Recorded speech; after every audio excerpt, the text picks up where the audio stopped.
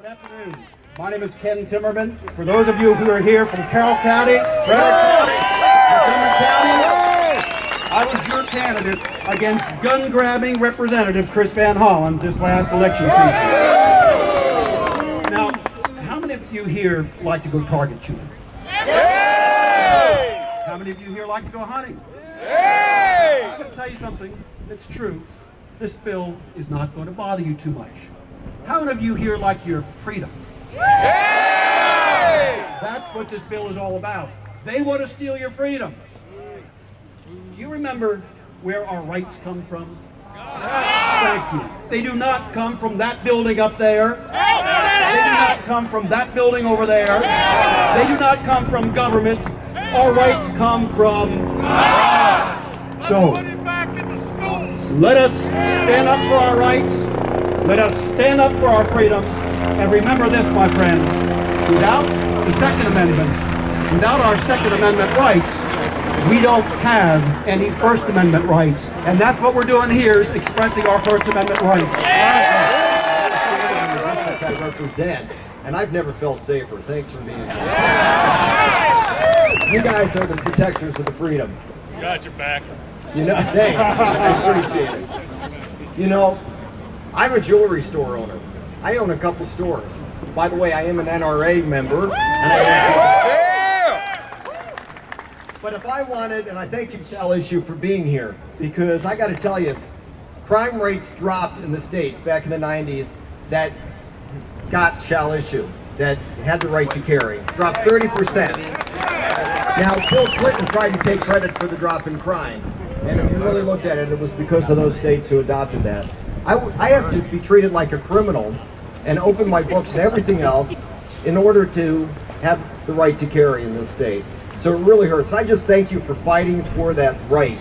A jewelry store in Frederick, Colonial Jewelers, was just hit yesterday. There was a man down in Waldorf who owned a jewelry store. I knew him about 10 years ago. His home was broken into. They held his wife captive. They brought him to the jewelry store. He opened the safe. They shot him. They called home and shot his wife. You know, I should have a right to carry. I am not a criminal. Now, some people looked at what happened in Connecticut and they said, oh my gosh, it's the gun and the gun corrupted the individual. Hell no! No. I looked at it and I said it's a mental health issue, and I looked at all of these and it's a mental health issue. I have a degree in clinical psychology. I've gotten mental health professionals together. They don't feel the governor's bill. They think it's reactive, not proactive. They want to be proactive. I have a bill I just dropped, so I don't have a bill number for you. It has 76 co-sponsors because people in the House, and because people understand that this is a mental health issue and people do need help. They think we're all sick. No, that's just it. Lean into the microphone. We can't hear you back here. All right, all right, so thanks for being here, and keep on fighting, and don't stop just when this hearing's over. This is going to go on, and we really need you. Thank you so much. As a former Marine, I was hoping I'd hear that this morning, and a shepherd of a church, I stand before you to let you know that you are in the right place at the right time. Sometimes good people have to take off from their jobs, take away from their families to stand for something that's right. This is the right thing to be.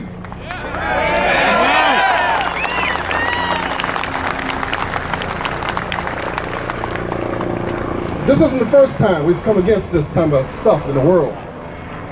Sometimes it's because of the color of your skin. Sometimes it's because of where you're from. Sometimes it's just because you don't make enough money.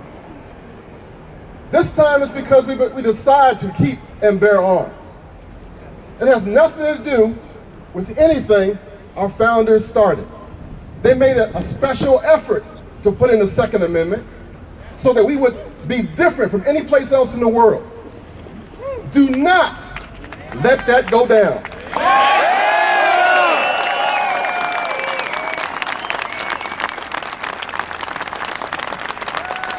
Only in America can you be a different color, a different race, a different gender, But being Americans, being a law-abiding citizen allows you to protect your family.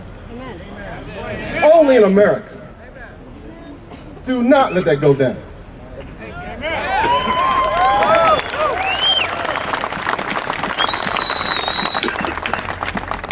I'm a podcaster. I talk every week. I'm singing and joking and telling stories. But the story I want to tell is that this time, my people saved the Second Amendment in Maryland. Amen! It's not about guns, it's about freedom. Yes.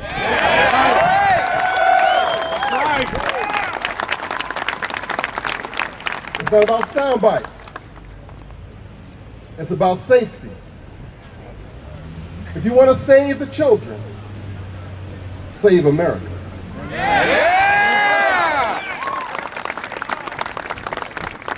You might not have walked with Martin Luther King. You might not have been in a whole bunch of struggle in the late 60s. But this is a civil rights issue as well. That's right. Stand today. Talk today. Don't stop what you're doing right now, because together we can, almost said it, can get to the promised land.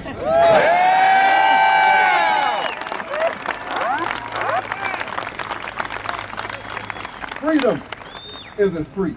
God bless you. Take off work, come down. And Delegate Stockton was here, and I was going to have her come up with me, but she had to get to committee, and I do too. But I wanted to tell you that the District 5A delegation, we are saying no to this bill. I wanted to say very quickly, what Newtown tells me, and I'm glad that the pastor went before me, there's evil in this world. Isn't there? There's evil. And the counterbalance to evil, the safest way to fight back against evil is to have good people who are well armed, not just with guns, but with the truth.